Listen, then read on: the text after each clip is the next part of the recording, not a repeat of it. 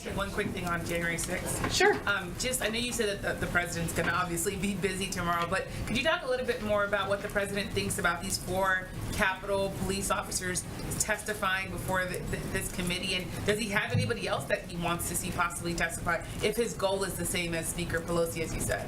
Well, certainly he relies on the leadership of Speaker Pelosi in moving this process and this independent investigation forward. And the individuals who will be testifying were brave heroes on this day, a dark day in our democracy. The president absolutely believes that. I'd also note it's noteworthy that many of the Republicans in Congress who are the most vocal about supposedly supporting the police and law and order are the same ones who have dismissed and downplayed the shameful events of that day. I don't think that should be lost on anyone either, especially given about 140 individuals were injured that day. 100 law enforcement officers were injured that day, according to their own numbers and statistics.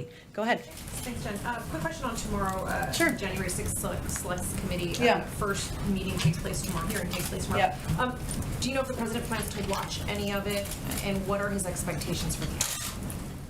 Well, I think first the president has called for, as you know, a full and independent investigation into the events of January 6th, and he continues to support Speaker Pelosi's leadership of that work, including her decision to appoint Republican members who are similarly committed to this objective. So in his view, in our view, tomorrow's hearing will be an opportunity to hear firsthand from the men and women in the Capitol Police and the Metropolitan Police Department who bravely protected our Capitol on that day. His goal is the same goal that Speaker Pelosi has, which is to get to the bottom of what happened and prevent it from happening in the future. And he trusts her leadership to do exactly that. Will he be watching any of the hearings? Well, as you know, he typically has quite a packed schedule. He does catch news clips. Sometimes all of you are featured in them, and I'm sure he will be kept abreast of the hearings and the work that's happening on the Hill tomorrow. Go ahead. I have 2 questions. On infrastructure, there's a pretty robust blame game already going on this morning over the... 'Tis the season.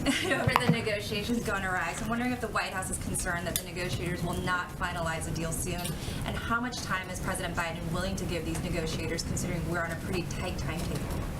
Well, as is normal in the end stages of big negotiations, there are some outstanding issues. Democrats made an offer that was designed to resolve each of these outstanding issues, which involve proposed compromises on our part and theirs. As we always are at this point in the negotiations, we're in close touch with Republicans and Democrats on the Hill about this, and we remain confident, I should say, about reaching an agreement. And we're also interested in any Republican counteroffers. So I would say this is to be expected. We always know that there is some wrangling at the end of a process. I would tell you also that White House staff and negotiators worked through the weekend, as I think many of you know. The president worked the phones all weekend and is continuing to.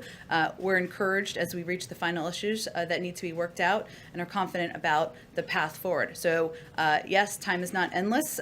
We are certainly on a timeline here, and we will work closely with Leader Schumer to get it done.